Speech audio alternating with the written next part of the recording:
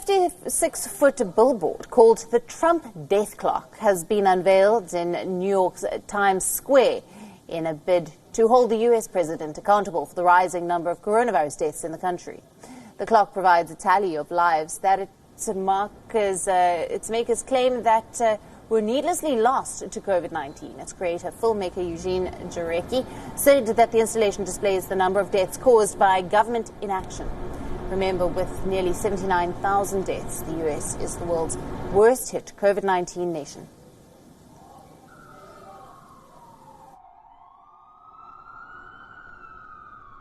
The clock shows you the total number of U.S. deaths that have unfolded during this crisis, and it does that on a daily basis. So at the end of each day, the clock reflects the numbers from the previous day, and what you then see is that portion of U.S. deaths, which the analysis of epidemiologists tells us owes to the mishandling of this pandemic, the lack of preparedness in the month of March, and that specific decision not to have moved by March 9th, but to have waited till March 16th.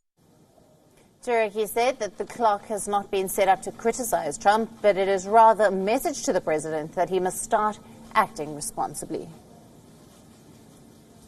The number of people who have died has been absolutely multiplied by this failure to have responded correctly.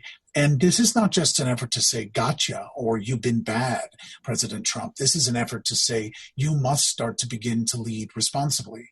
If you keep telling people to inject bleach, if you keep flouting the recommendations of experts, if you set aside the CDC guidelines and suggest to the public that they should ignore them, if you recognize that thousands of people are going to be dying every day, but you're encouraging them to go back to business as usual, you're continuing to recklessly endanger your life, and you need to stop doing that.